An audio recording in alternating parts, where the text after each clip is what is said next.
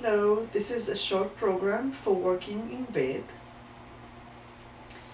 So even if you are underneath the covers and you wake up, and you can kind of maybe put your fingers on your hip bones, the ilium, and allow a very small movement. And if you notice, my knees are not really moving. I'm sliding my legs and lengthening them. So I'm going to do it bigger right now, it's just to show you. But when you start in bed, you just kind of like glide in the joint that's in the back here. You glide up, down, kind of waking up. You can do it a little bit fast, or you can do it slow. But see that the movement comes from the pelvis bones and not from the knees. So the heels are lengthening because there is a movement in those joints. And you do it until you feel that the rust that's settled in there is kind of gone. And you pay attention to maybe one side is gliding better than the other. And then you can kind of start getting a little bit movement of right and left. And again, don't think about large movement, just think about bringing some blood into the area and getting these to move and not to get stuck.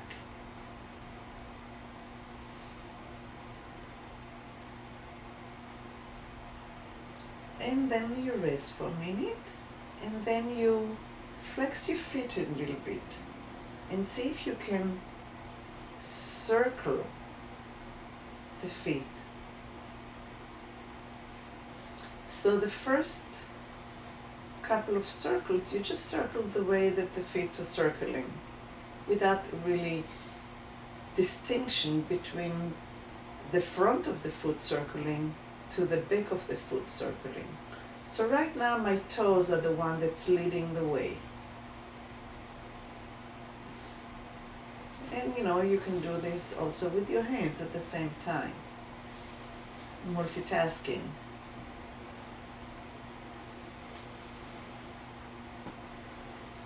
And then you can go the other way. For me, it's always a little bit harder. How is it for you? And after I've done circling with my toes, now I'm going to focus on my heels, and I'm going to make smaller circles, but I'm going to move all the muscles and the tendons by moving the bones in the heel bone rather than the toes. So it's like working from here.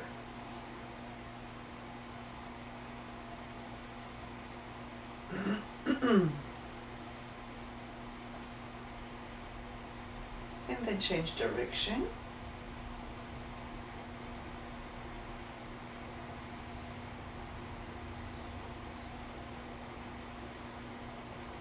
And then go rest.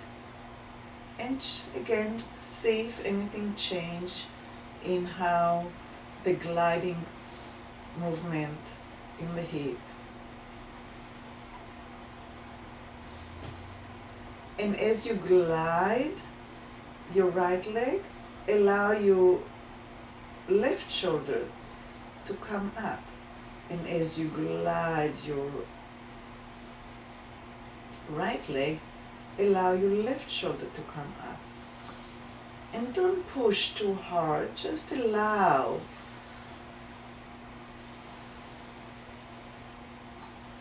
The connection of the diagonals, the opposition, because that's what we do when we walk. When our left leg goes forward, the right arm goes forward. And again, see if you can take the knee out of the equation and glide through the bones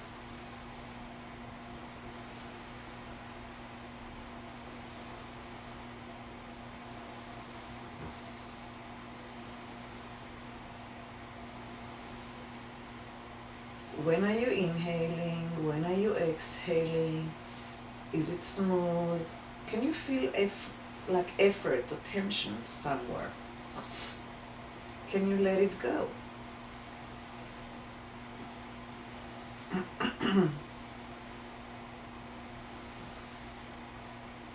Okay.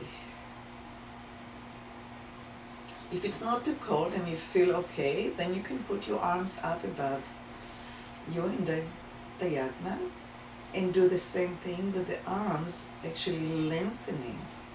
And now there's a little bit more movement in the torso.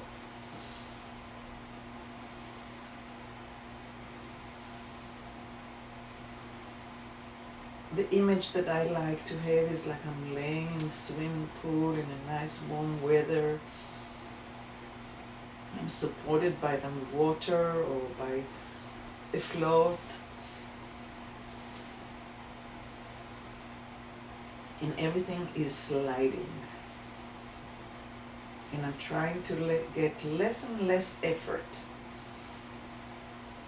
So if I can get to effortlessness and glidiness and smoothness, it's my goal. And then rest.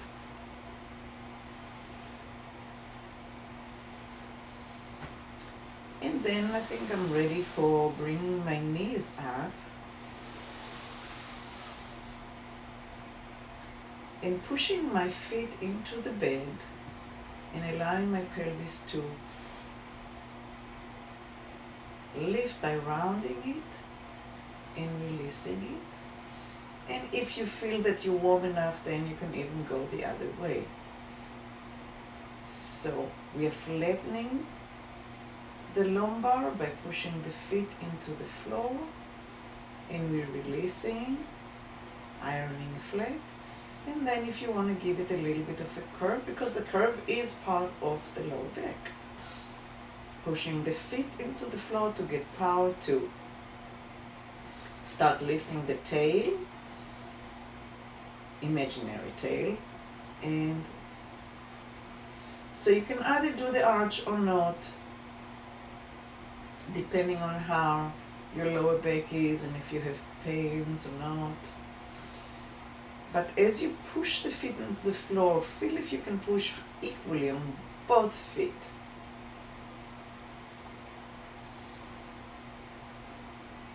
An image that I have is a cat or a dog upside down and pulling the tail up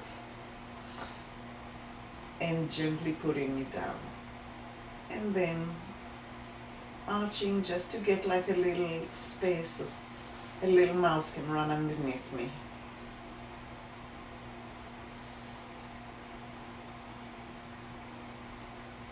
And after I've done this for a while, I'm going to let it go and I'm going to rest. And now I'm going to push the right foot into the ground and allow the left hip only to come up. And then I'll bring it down and I'll push the left heel into the bed and I'm going to allow my right hip to roll up and towards the left. I'm going to change angles so maybe the camera can see it better. So I'm pushing with my right foot and lifting my right hip, and I'm pushing with my left foot and I'm rolling and lifting my left hip.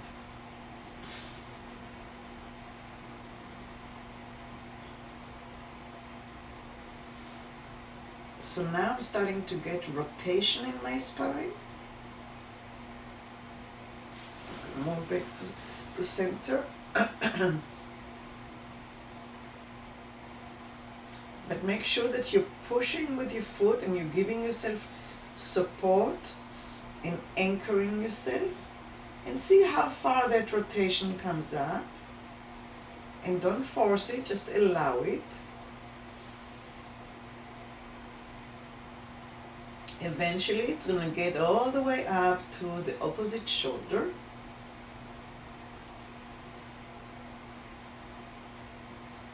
And then if if you don't want to get too bored or you want to be really involved, then find out what you're doing with your neck and your head. Are you looking to the knee that's up in the air? What are your eyes doing? And then you can play with it. And maybe instead of taking the eyes and the head to the knee that's up, take it to the opposite side and see what happens. And when you have possibilities, you open more opportunities for choices and bettering your movement. You're not just working on default. And again, you can do it with your arms up and lengthen the opposite arm. But don't forget to anchor your feet into the bed. So right now my left foot is anchoring, my right arm is lengthening, and I'm getting a little bit stronger rotation.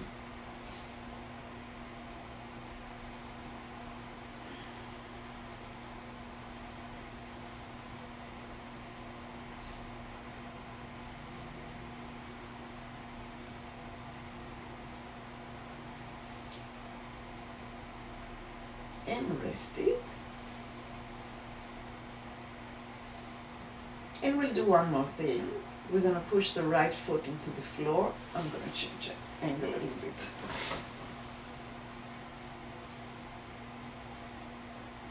Push the right foot into the floor. Lift your left hip up in the air.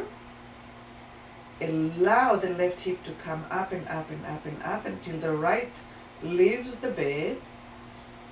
Now how high you go depends on flexibility. You can do very, very little, or you can go all the way up to a diagonal. Once you get to the height that you choose and able to, now you switch and the left hip is coming down, my right foot is anchored.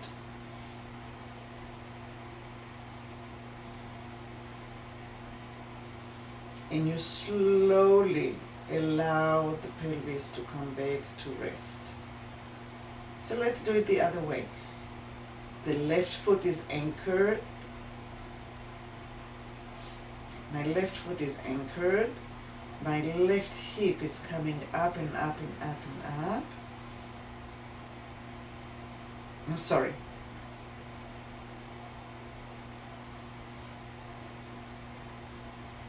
I'm doing the same side again.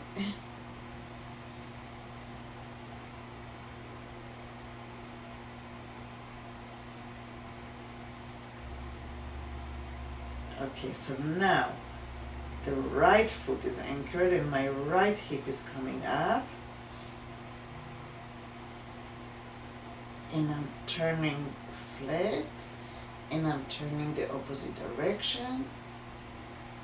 And notice the difference in the weight on your feet as you're going around. I'm going to do this side again because we did the other side twice.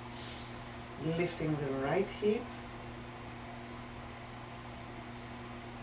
Coming as high as you want. I'll do it very little now. Stabilizing flat. Turning it.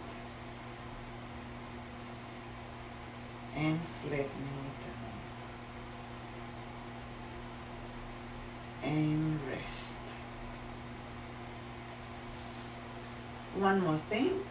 Put your elbows close to you. Press the elbows and the hands into the bed.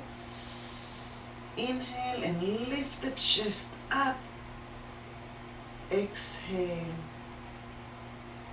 Putting it down to the floor, to the bed. Inhaling up.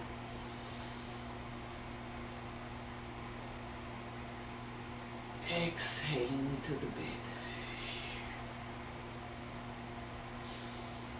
Even if it does not move, inhale and try to push the elbows, just like we've pushed the heels into the floor.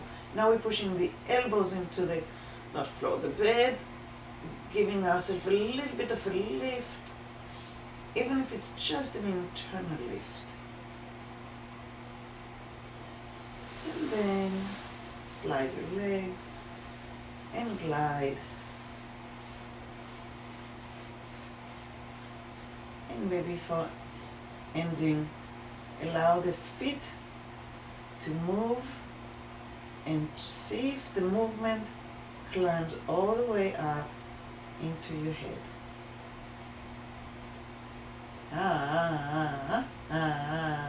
Like a little baby.